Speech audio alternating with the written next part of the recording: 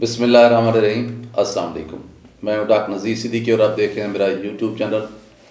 नाज़रीन किराम, अल्लाह तबारक व तआला का लाख लाख शुक्र है कि हमारा प्यारा पाकिस्तान 22 करोड़ इंसानों पर मुश्तमिल है और फिर ये एक एटमी मुल्क भी है और फिर इसका जो मिज़ाइल प्रोग्राम है वो भी बहुत ही काबिल इन्हिसार है और हमारी जो दिफा है उसका हिफाजत का ये ज़ामिन है। लेकिन किस कदर बदकिस्मती की बात है कि कल से इस वक्त तक पूरे पाकिस्तान में बिजली का इलेक्ट्रिसिटी का ब्रेक डाउन है। अब कुछ ना कुछ बिजली मुख्तलिफ इलाकों में, मुख्तलिफ शहरों में, मुख्तलिफ सूबों में बहाल हो रही है। कुछ जगहों पर रात को बहाल हो गई थी, कुछ जगहों पर अभी हो रही है। लेकिन ऐलान तो किया गया है वापडा की तरफ से कि मुकम्मल बहाली का अमल जो है वो जो है सामने आ चुका है, लेकिन अभी भी तकमील के बहुत सारे मराहल बाकी हैं। और ये भी हो रहा है कि जिन जगहों पर बिजली आ चुकी है वहाँ जो है आंख मचोली का सिलसिला जारी है। बिजली आ जाती है, फिर चली जाती है, फिर आ जाती है, फिर एक आध घंटे बाद फिर दोबारा चली जाती है। और जुल्म और सितम ज़रीफ़ी तो यह है कि अभी तक इसकी काज का भी किसी को पता नहीं है, इसकी वजूहात का भी किसी को इल्म नहीं है। और जितने मुँह उतनी बातें, मीडिया अपनी तरफ से हाशियाराई कर रहा है कि इसकी वजूहात क्या हैं। वापडा के मुख्तलिफ हुकाम मुख्तलिफ बातें कर रहे हैं, लेकिन कोई क्लियर जो है पिक्चर कौम के सामने नहीं आ रही कि 24 घंटे का जो बिजली का ये जो इल्तवा है, बिजली का ये जो ब्रेक डाउन है, उसकी वजह क्या है। ये एक ऐसा सवाल है जो मैं समझता हूँ पूरी कौम को झंझोड़ने के लिए काफ़ी है।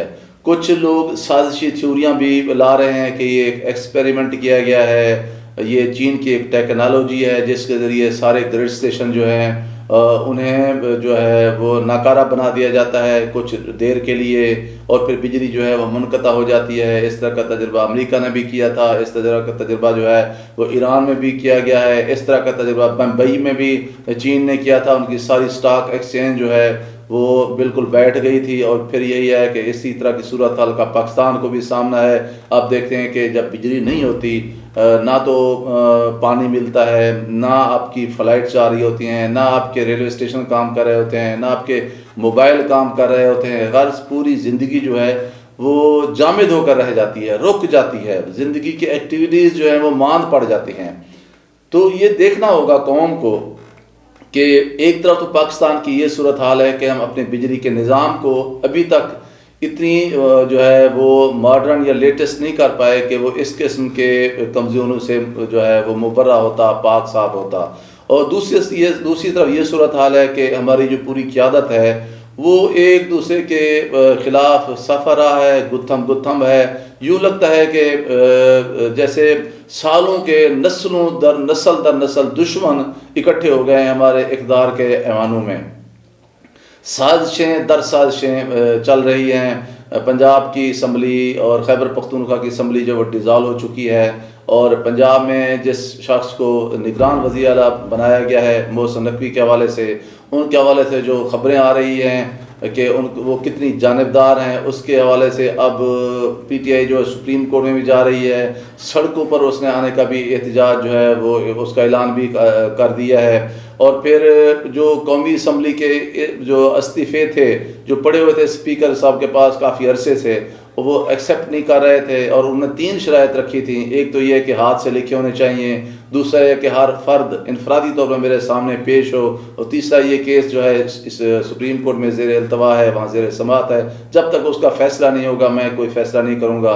अब देखते ही देखते 35 इस्तीफ़े एक दिन एक्सेप्ट किए गए हैं, 35 इस्तीफ़े दूसरे दिन एक्सेप्ट किए गए हैं। फिर कल जो कौमी असम्बली के अरकान बचे हुए थे PTI के, वो चले गए कौमी असम्बली में, उसको ताले लगे हुए थे, स्पीकर साहब वहाँ मौजूद नहीं थे। फिर वो चले गए इलेक्शन कमीशन ऑफ पाकिस्तान के पास, उन्हें अपनी अर्ज़ी दी कि हम आए हैं, हम अपने इस्तीफ़े जो हमारे नाम से जमा हैं वो वापस लेना चाहते हैं। लेकिन आज सुबह उठते ही स्पीकर साहब ने वो 43 जो इस्तीफ़े थे वो भी एक्सेप्ट कर लिए हैं और उनका नोटिफिकेशन भी इलेक्शन कमीशन ऑफ पाकिस्तान को भेज दिया है।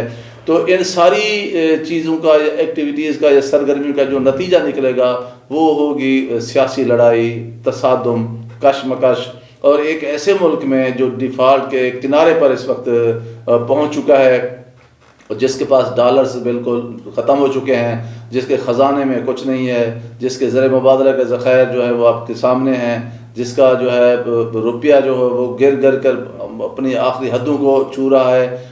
इवन पाकिस्तान के रुपए के मुकाबले में अफ़गानिस्तान की करेंसी ज़्यादा मजबूत है, जो बहुत ही जो है कमज़ोर हुआ करती थी पाकिस्तान के मुकाबले में, लेकिन आज उनकी करेंसी मजबूत है और पाकिस्तान की करेंसी जो नीचे जा चुकी है।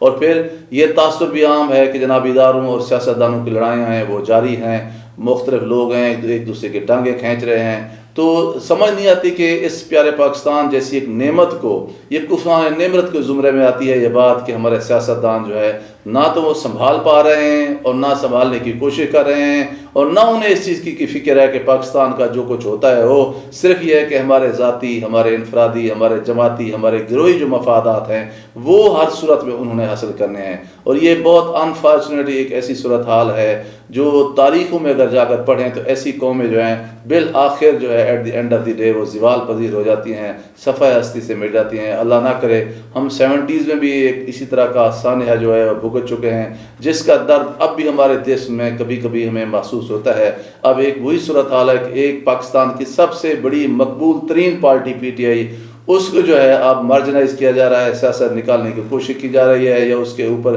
क्रॉस लगा दिया गया है बाकाउल इमरान खान के।